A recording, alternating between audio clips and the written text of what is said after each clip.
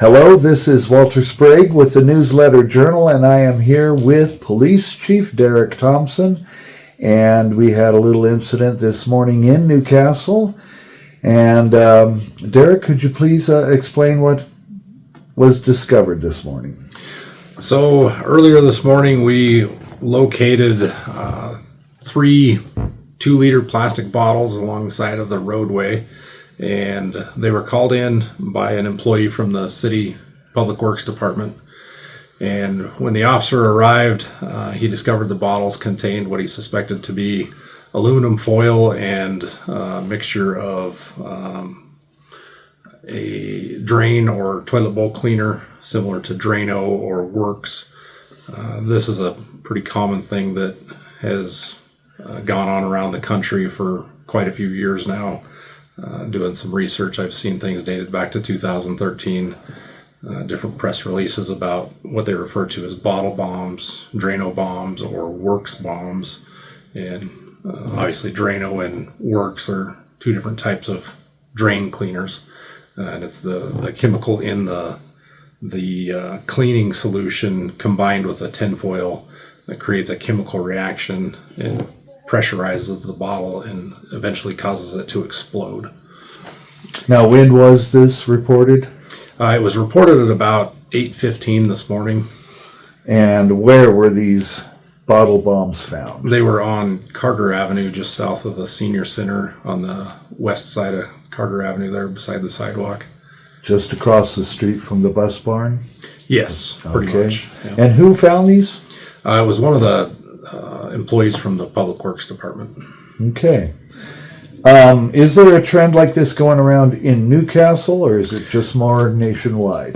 We had some information that this was happening, or something like this was happening here recently. We didn't have any evidence of it yet, but this happened this morning, which kind of confirms that there may be some kind of trend starting.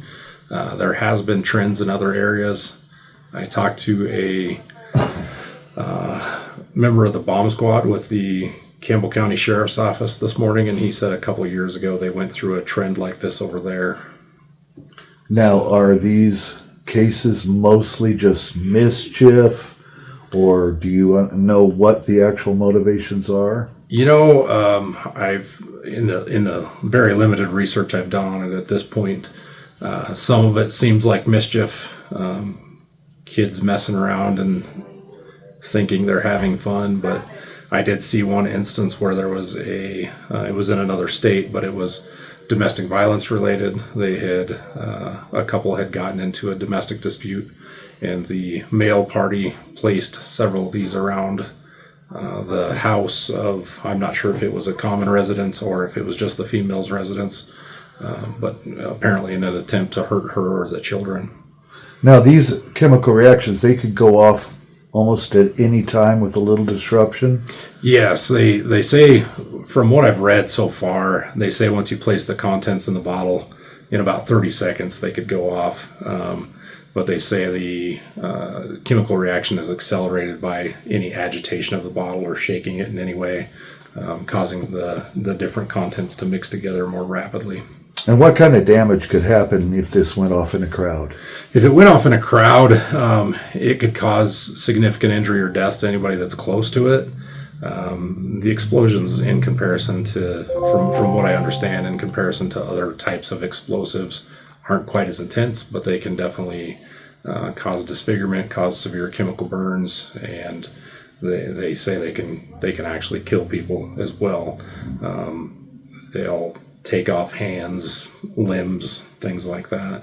What statute is this being investigated under? So the statute I'm looking at now would be Wyoming Statute 6-3-111, and it would be under one of the subsections in there. I can't remember exactly which one it is, but it defines an explosive as any chemical or mechanical compound, substance, or mixture that is commonly used or intended to cause an explosion and which contains any oxidizing and combustive units or other ingredients in such proportions, quantities, or packing that an ignition by fire, friction, concussion, percussion, or by detonation of any part of the compound or mixture is likely to cause such a sudden generation of heated gases that the resultant gaseous pressures are capable of producing destructive effects on nearby objects or of destroying life or limb.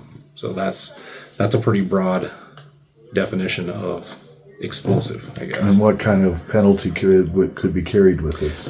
This is a felony, I believe. I actually haven't looked at there's different sections that have different penalties.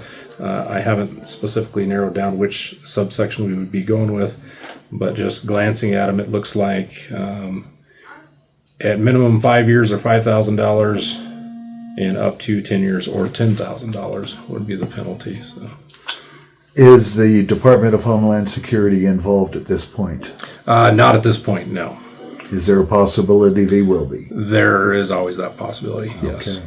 Is there anything you would like to say to parents or to the public at large right now? I would just like to encourage the public to report any circumstances where they find a bottle that may be suspicious, that contains chemicals and tinfoil mixed together, or just any bottle that's out of the ordinary where it may be located. You know, these were placed in a pretty public location. They were basically equally spaced out. It just looked strange. It would be odd for those to be there. So anything that looks out of sorts, I would encourage them to let us know, and I would encourage them to educate their children and make sure their children aren't tampering with anything like this or anything unknown for that matter, just because of the dangers it could pose. This could be lethal to a child if they were to mess with it or kick it over or disturb it in any way. And finally, the disposal of these bottle bombs. Could you describe that for us today? So we contacted the Campbell County Sheriff's Office because they do have a bomb squad, and we spoke to one of their members, and he said the best way they have found to detonate or dispose of these devices is actually to puncture them, and they said they shoot them. They suggested a pellet gun to poke a hole in them, and it'll either poke a hole in them and allow them to relieve the pressure and drain out, or they will explode. We didn't have a pellet gun readily available, but we did have some rifle rounds that fragment easily, and that made it a whole lot safer for all the surrounding property.